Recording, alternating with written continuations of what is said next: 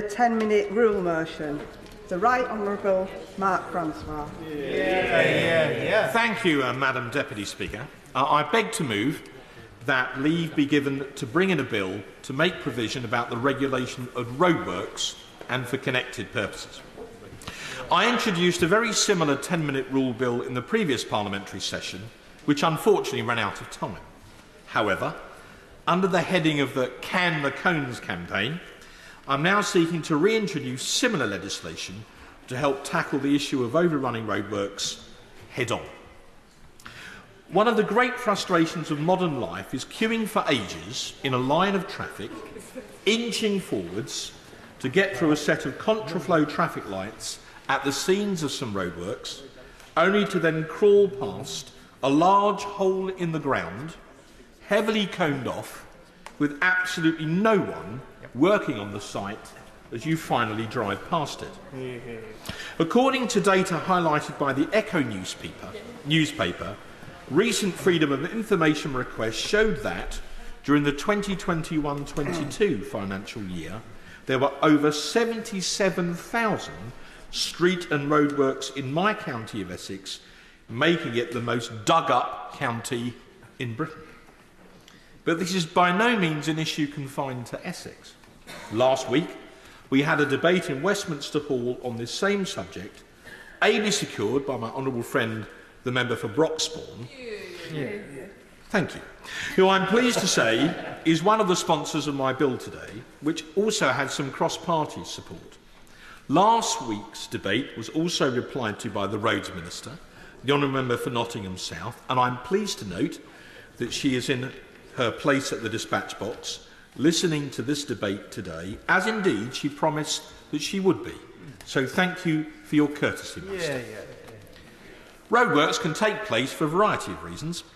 Sometimes utility companies are carrying out repairs or maintenance, or broadband providers laying new fibre, or property developers connecting new estates to the energy grid.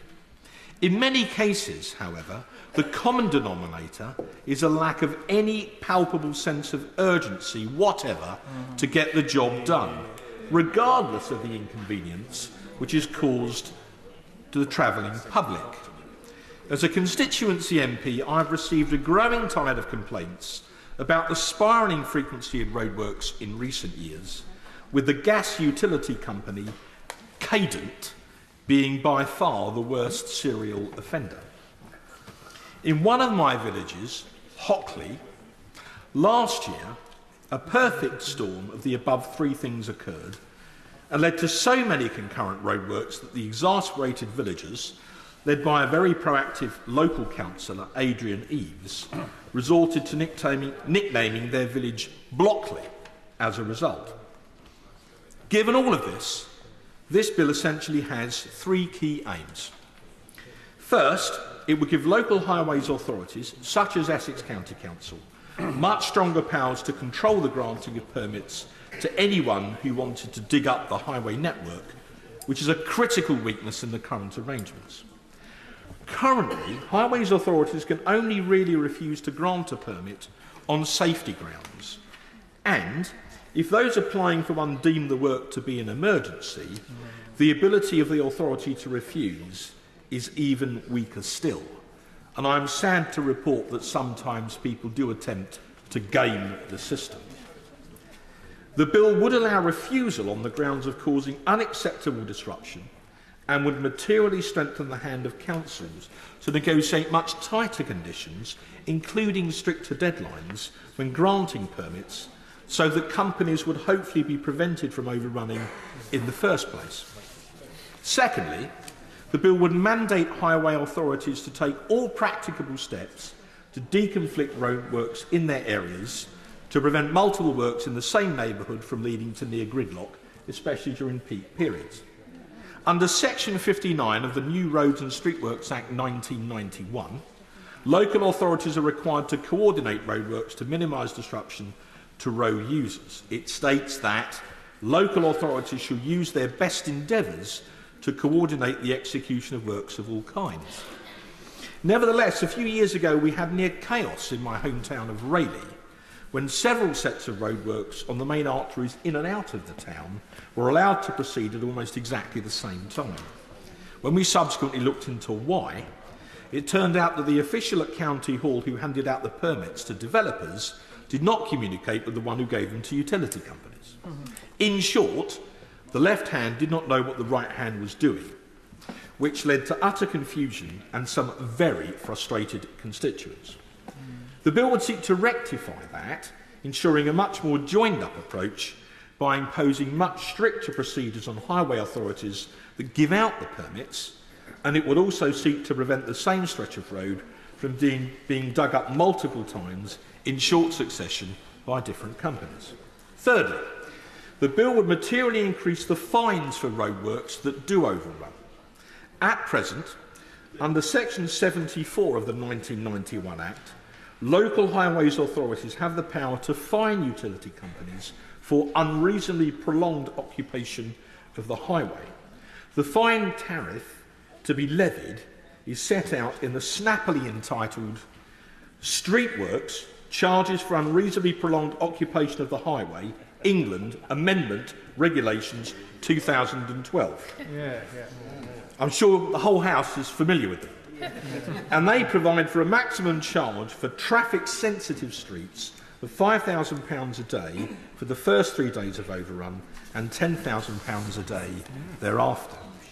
However, for streets that fall outside that tightly defined category, the fines fall away dramatically. Crucially, the fines have not been updated or adjusted for inflation since 2012. They are hardly likely to be a deterrent to major utility companies or housing developers, some of whom just accept them on the rare occasions they're actually levied as a cost of doing business.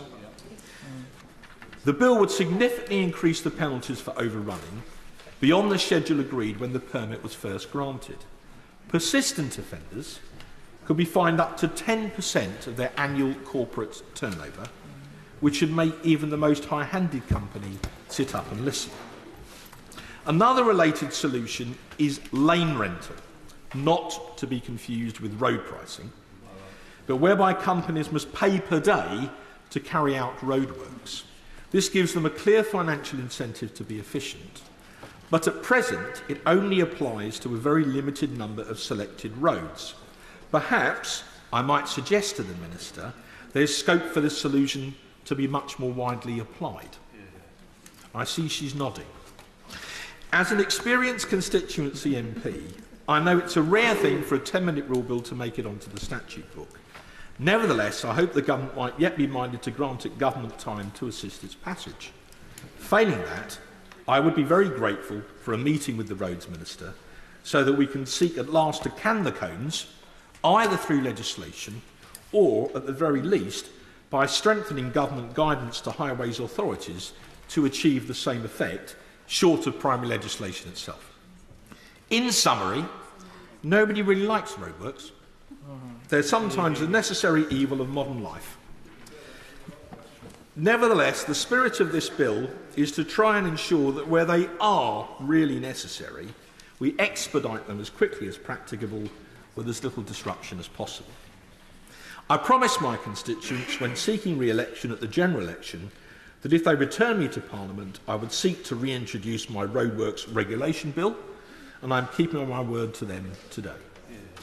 This is not a partisan issue. It's something which all members of Parliament, and even more importantly, I hope their constituents, can hopefully agree on. So let us collectively can the cones and keep the traffic flowing as much as we practically can.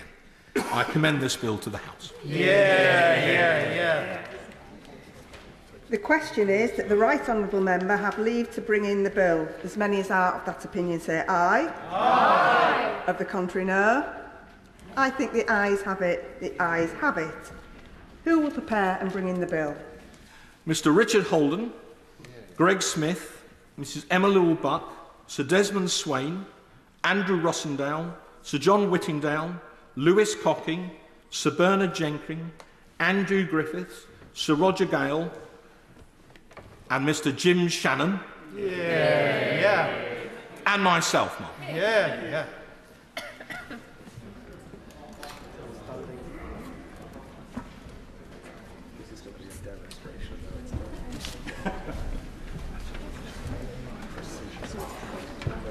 Right Honourable Mark Francois.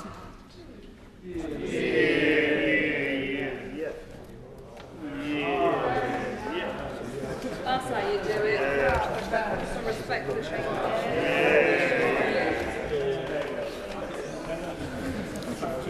Roadworks Regulation Bill. Second reading, what day? Friday, the 11th of July, 2025.